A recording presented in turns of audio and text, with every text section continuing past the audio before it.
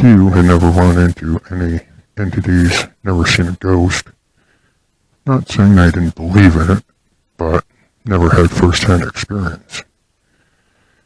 Now, you'll hear and see on the internet all this crazy crap about people on DMT seeing cartoon characters and goblins and pixelated whatever. There's quite a few nut jobs out there with it. Talking about when they encounter these entities, how they can just make sounds to obliterate them and get them to leave them alone. They can also request that the entities stay away from them and leave them alone, and they respect that. Now, from what I've heard, and from what Hughe has discovered, is that those DMT trips are fabricated from the minds of people under the use of a very strong hallucinogenic. Not saying that those experiences aren't real for the people, but in real life, you won't see what they're seeing. You won't feel what they're feeling. Only they can see it or feel it. Now, when Hughe started doing DMT as a recreational thing, he never expected to ever have encountered what he did.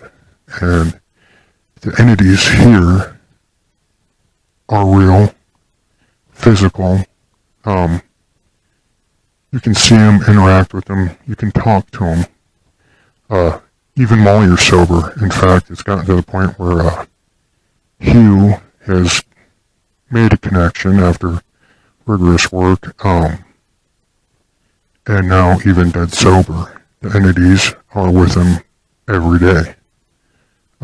It doesn't matter. Night, morning, I mean, they're all over the place. You can see them, although they are invisible, like any crazy person would say. That's just the nature of the beast. They're somewhat invisible. Still working on trying to find out how to illuminate them so the human eye can perceive them, but it's proving to be a little bit difficult. The best methods are layers of light shirts, so that when an entity is on Hughe, you can basically see him moving underneath the shirt. Now, being invisible, that'd be the only way you'd see him, because you'd see the clothes move. You can see their silhouette, with the fabric laying over them. You can see them flicker their tongue. You can see them walk. Snakes will flick their tail, and you can see the shirt move. This, that, and the other. So far, there's snakes, there's lizards, a lot of lizards and a lot of snakes. Believe it or not, there's witches, there's a bunch of crazy shit. I mean, hand to God, he's seen all this, and he wasn't crazy. It's been life-changing, and, it's been a learning curve. So after going to the internet and trying to chat with people and hear about all their crazy stories and how they can just make noises like that, and the spiders will blow apart and crap. This isn't the case with these things. In fact, you have to be really careful if you do try and contact these things. Rule number 1 is respect. You've got to respect them, you've got to be nice to them, because they will hand your ass to yourself. These things, you can tell them to leave you alone and go away, and if they don't feel like it, which most of the time they don't, they won't. In fact, if they know that they're getting to you and annoying you, they will annoy you even more and go at it harder. And so far, a line of defense against them, kindness and being passive.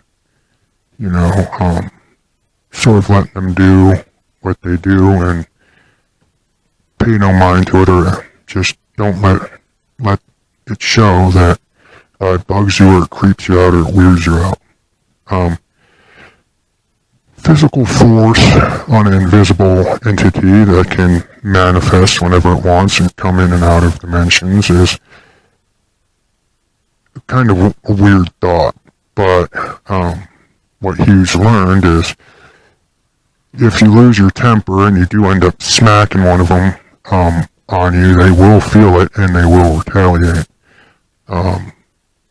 Such a story. I love the lizards. Lizards they're tight. I don't know. They're just really cool. And they love hanging all over me, walking. Another thing to know is that they always are at your back.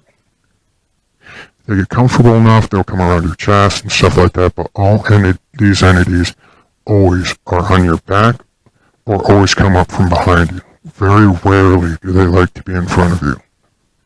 For whatever reason, I don't know. But, back to the story.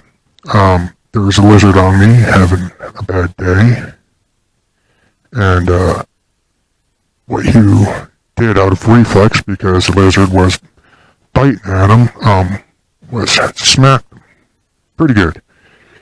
And mind you, there's a shit ton of lizards. And they didn't like that. Must have hurt the lizard pretty bad, but for weeks, and they're all over the place, for weeks, they would attack you. You could feel them biting them. They don't have teeth or anything like that. They're like actual real lizards. But, you know, you can feel them clamp down on you, and you can feel them pulling at your clothes and like, getting it out, you know. For weeks, they were relentless. And they used to be my buddies, but losing my temper that one time, I was like a hill of fire ants. But since then, he's patched things up with them, and they're back to being friendly.